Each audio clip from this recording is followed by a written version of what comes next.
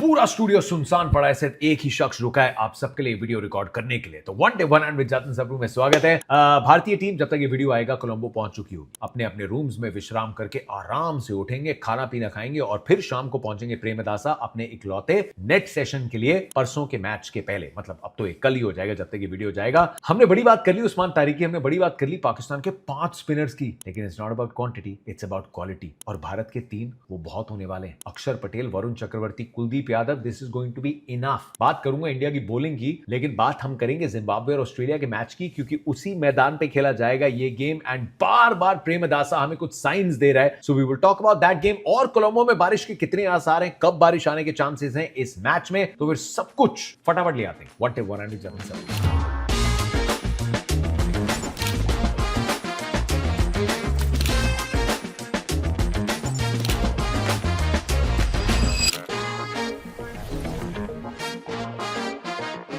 यार, सबसे पहले तो एक बार फिर से बहुत बहुत शुक्रिया। I will show some numbers हमारे चैनल के एनालिटिक्स, और हम ऑलमोस्ट 9 लाख सब्सक्राइबर्स को टच करने वाले हैं। 1 मिलियन के मार्क से ज्यादा दूर नहीं। कुछ साल पहले जब मैंने इस चैनल की शुरुआत की थी, इसलिए की थी कि कुछ लोगों ने कहा कि क्रिकेट की दुनिया में बहुत सारी ऐसी चीजें जो हम देख नहीं पाते, जिनको मैंने व्लॉग ओवर्स में दिखाना शुरू किया। फिर साथ में हमने वन टिप वन हैंड शुरू किया, अलग नाम से था, लेकिन क्रिकेट के कुछ एनालिसिस, प्रीव्यूज, रिव्यूज, कुछ बातें, कुछ कहानियां जो ब्रॉडकास्ट पे बात करने का टाइम नहीं मिलता। So thank you so much for giving me so much love. पिछले कुछ वीडियोस में बहुत अच्छे नंबर्स हैं। I will hope to live up to your expectations. अब आज के मैच से पहले जरा जिम्बाब्वे की तारीफ करें। Well done.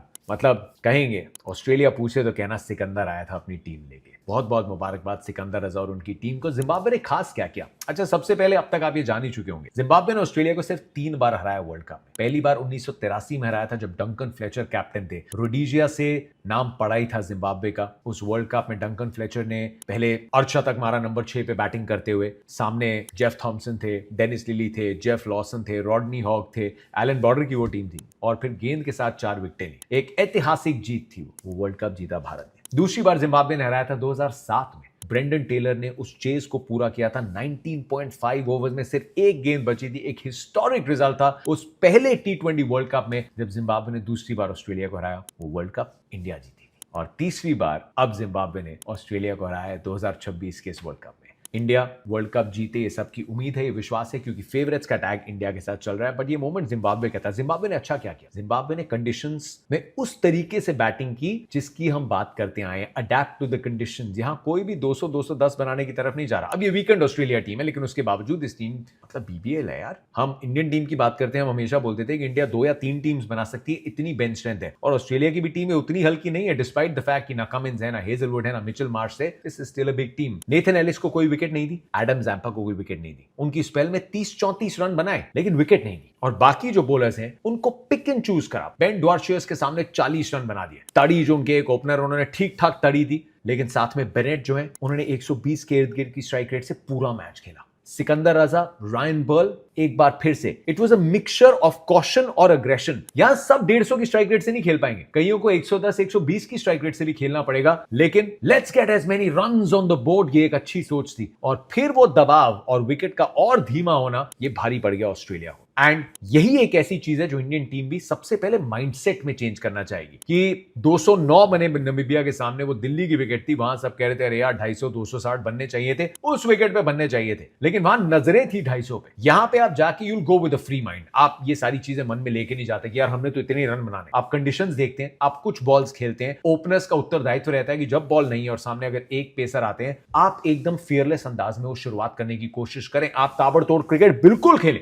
लेकिन 4-5 ओवर के बाद जब बॉल थोड़ी पुरानी हो जाए और अगर विकेट में बॉल फंस के आ रहा है, then you reassess your plans. तो भारत के पास 8 नंबर तक बैटिंग रहेगी, मतलब 3 या 4, जब तक 2 या 3 विकेट्स नहीं गिर जाते, भारत खुल के खेल सकती है। बैटिंग ऑर्डर को फ्लेक्सिबल रख सकती है, डिपेंडिंग ऑन कौन स्पिनर कहां पे गेंदबाजी कर रहा है। बहुत सारे लेफ्ट हैंडर्स हैं इस टीम में, तो यहां तो राइट हैंडर्स ढूंढने पड़ते हैं, क्योंकि सूर्य कुमार यादव आपको एक दिखते हैं, हार्दिक पांड्या दूसरे दिखते हैं, बाकी अब संजू सैमसन अगर अभिषेक की जगह खेलते नहीं तो सारे लेफ्ट हैंडर्स हैं। तो भारत के पास लेफ्ट एंड राइट कॉम्बिनेशन जब जो जहां बनाना है वो पूरा करने का विकल्प है। पाकिस्तान 5 स्पिनर्स ला रहा है, हम बात करें, इसमें एक पार्ट टाइमर है साइम अयूब। आपने 2 के पहले ओवर में अगर 10 12 15 रन मार दिए शुरुआत में, तो कप्तान ऐसे नहीं वापस चले जाएगा कि मैं जिससे बॉलिंग चाहूं करा लूं। एंड इंडिया की बैटिंग, अगर ये कंडीशन शुरुआत में इंडिया की बैटिंग आ गई ये एक ऐसा अनफॉरगेटेबल डे बना सकते हैं स्पिनर्स के लिए। वो ताकत है जो रेंज हिटिंग भारत के पास है ना, वो ऑस्ट्रेलिया के पास नहीं, क्योंकि ये सब T20 के माहिर खिलाड़ी हैं। लेकिन इसमें चाहे सूर्य कुमार यादव हो या हार्दिक पांड्या हो और इवन शिवम दुबे या Tilak Varma for that matter, इनका स्पिन के खिलाफ बहुत गजब का गेम है। और ये ऐसा एक चीज है जिसके बारे में हम उतनी बातचीत की नहीं है, so it's important two factor this in. लेकिन इंडिया के स्पिनर्स सामने पाकिस्तान की टीम में ऊपर साहिबजादा फरहान है, मतलब जिन्होंने जो मैच हारे थे उसके बाद भी एक डॉक्यूमेंट्री बना दी थी कि बड़ी फियरलेस बैटिंग की। जसप्रीत बुमराह उनका नंबर बिल्कुल तान के आएंगे, लेकिन पहले उनको सामना करना पड़ेगा किसका? हार्दिक पांड्या का और अक्षर पटेल का। इंडिया ये मुकाबला इमोशंस में नहीं खेलेगी, इंडिया मुकाबला खेलेगी प्रैक्टिकलिटी पे। जसप्रीत बुमराह भारत का ब्रह्मास्त्र है, वरुण चक्रवर्ती भारत का ब्रह्मास्त्र है, कुलदीप यादव भारत का ब्रह्मास्त्र है। इंडिया के पास एक के बाद एक ट्रम्प कार्ड्स हैं। और हार्दिक पांड्या जो ओपन करेंगे, हार्दिक पांड्या ने पिछले 2 वर्ल्ड कप के जो मैच है पाकिस्तान के, दोनों में गजब स्पेल डाली है। एक में 3 विकेटें, एक में 2 विकेटें, बिल्कुल रन दिए नहीं है। पाकिस्तान के खिलाफ वर्ल्ड कप्स में I think Hardik Pandya is at the Tide highest. एक और विकेट लेंगे, he will become the highest wicket taker world cup में। भारत के लिए विकेट्स लेने वाले पाकिस्तान के सामने शिवम दुबे को ये कंडीशंस पसंद आएंगी। उनके जो ऑफ कटर्स हैं, ऑल फेजेस में बॉलिंग करते हैं ये सब। सामने वाली टीम में ऊपर साहिबजादा फरहान हो गए, साथ में आपको जब साइम अयूब मिलेंगे, उसके बाद आपको सलमान आगा मिलेंगे, उसके बाद आपको बाबर आजम मिलेंगे। अब अनलेस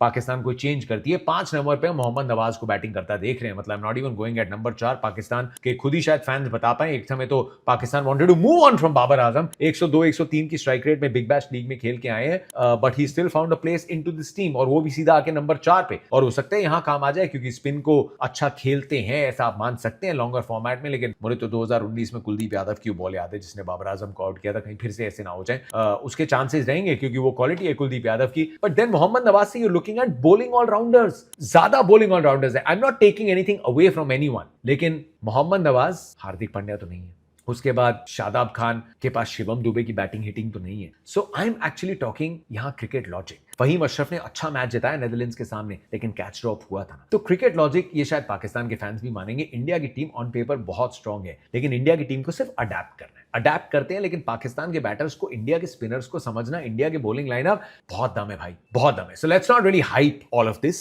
इंडिया बहुत स्ट्रांग टीम है। कल मैं लेके आऊंगा 3 प्रॉपर मैचअप जिन पे ये गेम डिपेंड करेगी। लेकिन वेदर, मौसम कैसा है? अब रेडार कह रहा है कि शाम को 5-6 बजे के आसपास बारिश होने के चांसेस हैं, कि सुबह और दोपहर तो ठीक रहेगी, लेकिन जैसे जैसे शाम होगी थंडरस्टॉर्म्स आ सकते हैं। लेकिन वो भी 8 बजे के बाद they are saying that it will clear out, और जैसे जैसे रात आगे जाएगी हो सकता है स्कैटर्ड शावर्स इधर उधर आए। अब प्रेमदासा की सबसे खास बात पता है क्या? श्रीलंका में क्रिकेट होता है, बारिश तो एक मतलब मान के चलते हैं, 2 टीमें और बारिश, ये 3 टीमें हमेशा खेलती हैं। ग्राउंड स्टाफ इतना मंझा हुआ है ना, ये कवर्स लगा देते हैं पूरे ग्राउंड पे। और इसकी जो ड्रेनेज सिस्टम भी है, वो ग्राउंड के कोनों में ना ड्रेनेज बहुत स्ट्रांग है। और ये पानी कैसे हटाते हैं, ये सिर्फ सुपर सॉपर पे डिपेंड नहीं करते। ये पानी एक रिदमिक मोशन है, एक ऑलमोस्ट ह्यूमन मशीनरी है, कि वो एक कवर उठाएंगे जिससे पानी साइड वाले कवर पे जाएगा, उसको उठा के पानी साइड वाले कवर पे और सीधा बाहर की तरफ जाता है। तो सुपर सॉपर जो पूरा पानी कवर्स पे होता है, इकट्ठा होता है, उसको सोखता है। प्रेमदासा स्टेडियम पे वो लिटरली पानी को ट्रांसफर करते रहते हैं, रिले रेस खेलते रहते हैं, और वो पानी जो है वो बाउंड्री के इर्द गिर्द जाके कवर से आप निकालते हैं। और वहां पे ड्रेनेज इतनी अच्छी है कि वो एकदम से सूख जाता है, पूरा ग्राउंड कवर हो जाएगा। और अगर बारिश होती भी है, ग्राउंड किसी भी टाइम आधे घंटे से 1 घंटे के अंदर तैयार हो जाता है खेलने के लिए। सो ये मैच पूरा हमें देखने को मिलेगा। 1 घंटे का एक्सटेंशन है, उसके बाद ओवर्स कटने शुरू होते हैं। बट ये मैच अच्छा होगा, मैं सिर्फ यही बोलते आया हूं, and that is what I am going to say. कल का जो प्रीव्यू है उसमें you will have details, analysis, numbers और सारे दाव पेच इस मुकाबले के। लेकिन आज अभ्यास में I am very sure Indian team कुछ स्पिनर्स के साथ वो थोड़ा सा एक्शन को रुक के, थोड़ा सा एक्शन पीछे से वो सिमुलेट करने की कोशिश करेंगे, because the batters will know कि उनको सिर्फ इंतजार करना है। They just have to watch it till the end. थोड़ी जो मसल मेमोरी है उसको चेंज करना है। क्या होता है प्रैक्टिस में, this will be very interesting. तो कल सुबह इंडियन टीम की प्रैक्टिस की डिटेल्स भी मिलेंगी आपको one day one end with Jatin Sapru में। तो फिर दिल थाम के बैठिए, इंतजार करिए, बस एक और रात की नींद, and then will be ready for the big one.